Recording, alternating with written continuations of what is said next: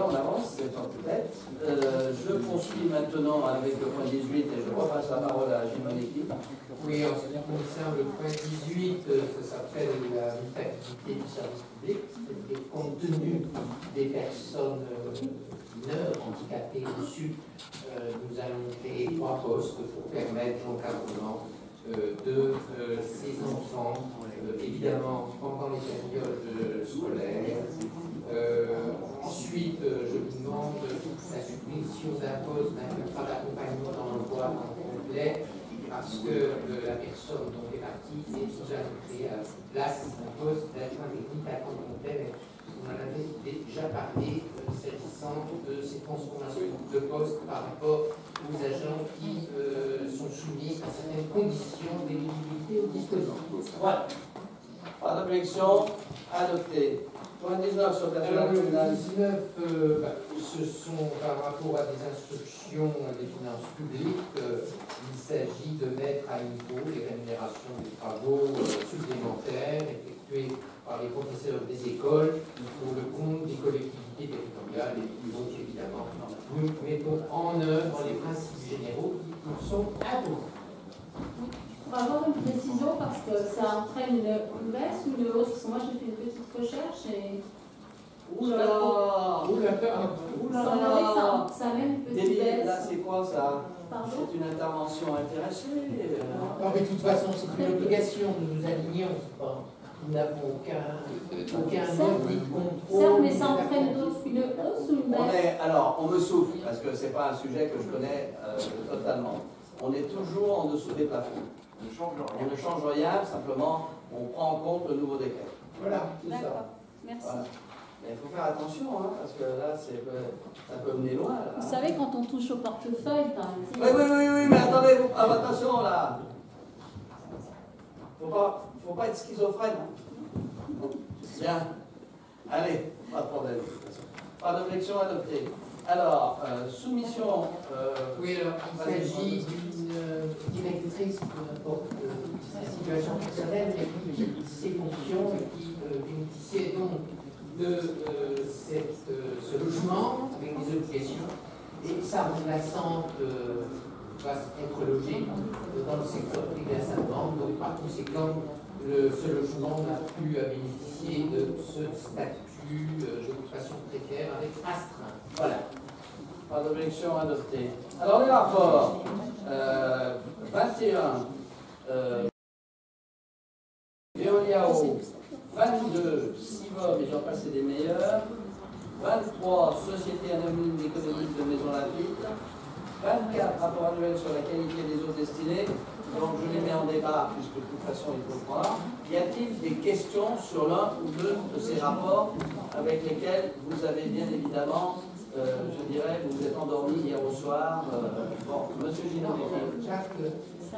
il y a eu donc une réunion particulière, parce que cette réunion nous est obligatoire par la loi. Et donc, il y avait des élus, les représentants de la direction générale et aussi les représentants de la société civile, l'ASTI, le PAR, les anciens combattants, etc. Et donc il y a eu un échange et ces rapports ont été étudiés. On a mis en évidence l'essentiel, notamment les chiffres, ce qui a intéressé le plus, c'est tout ce qui concernait notamment le cinéma, le marché, le quota, différents travaux. On les a synthétisés, donc dans un des prochains magazines, nous les aurons en synthèse pour aller à l'essentiel. Et l'ensemble de la commission a voté positivement pour ces rapports qui sont en quelque sorte une photographie d'activité.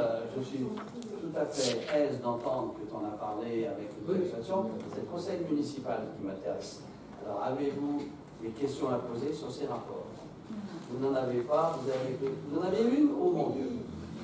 Allez-y. Donc, journaliste sur la délibération 21. Par rapport au centrifique, rapport annuel de 2016, sur le CHML, par rapport à la... On n'a pas d'informations sur la durée de la subdélégation à la situation du jumping. Pardon? Et ça a été.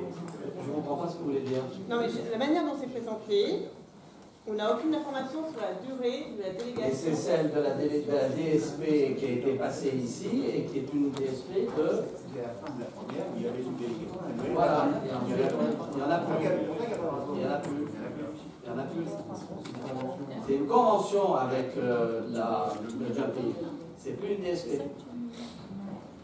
La DSP, elle a lieu avec le CHML.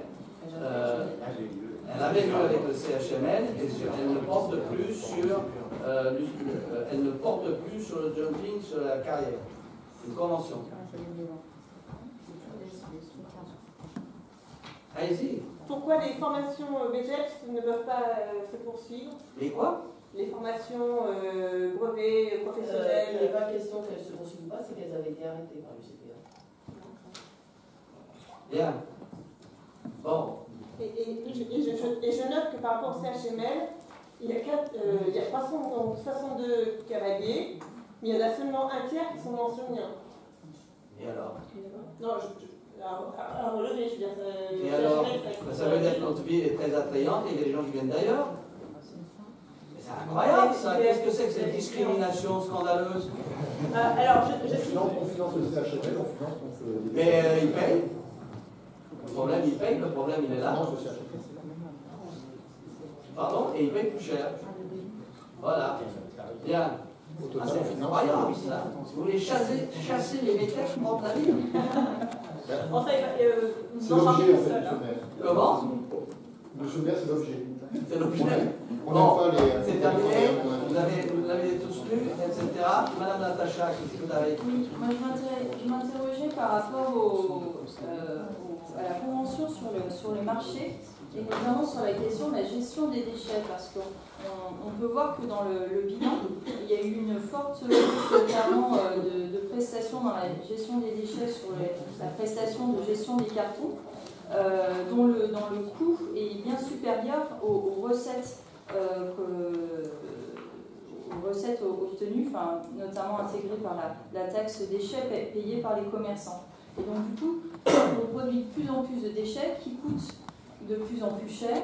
Et donc la question était de savoir si on ne pourrait pas imaginer un dispositif, un mécanisme incitatif qui permette à ces commerçants de produire moins de déchets qui coûtent moins cher. Alors, monsieur.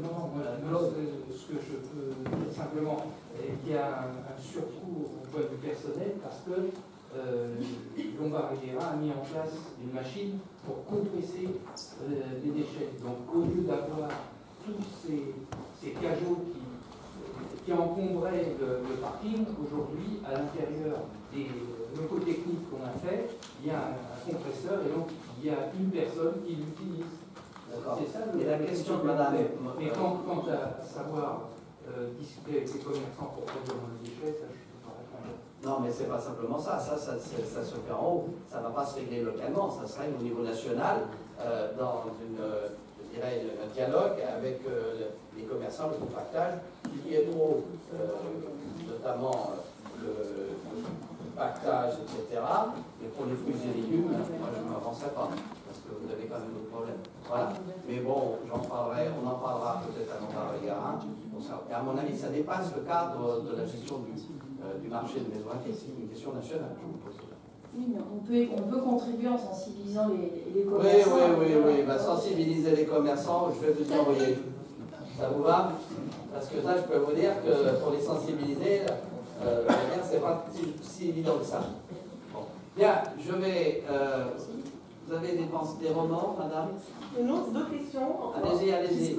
Aux remarques. Par rapport au marché, il est mentionné que pour le mercredi, il est ouvert jusqu'à 13h, mais il y a tellement peu de monde le mercredi, hélas, qu'il y a un certain nombre de Donc, vous voulez le fermer, c'est ça? Non, mais je signale que un certain nombre de commerçants partent bien avant 13h, voire dès 12h30, ils ferment le... Et alors, il y en a un qui va partir à 13h.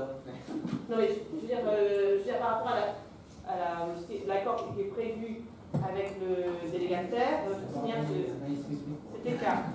Ensuite, il est prévu une enquête sur l'évolution du chiffre d'affaires des commerçants. Qui va faire Pardon, je cette n'ai pas enquête? compris. Vous pourriez, s'il vous plaît, vous réexprimer un peu de silence à côté de votre collègue. dans le rapport, Oui. il est mentionné qu'il serait intéressant qu'il y ait une étude sur l'évolution du chiffre d'affaires des commerçants. Et je voulais savoir qui va faire cette enquête, qui va la financer. Le prestataire, le concessionnaire, pas nous. Pas à nous de faire cet acte. Il a un certain nombre d'obligations et c'est à lui de nous alerter sur l'évolution du marché, c'est sa responsabilité. Bien, je vais demander au public de nous quitter. J'ai effectivement une communication à vous faire, un micro. Ne bouge pas, un peu de silence.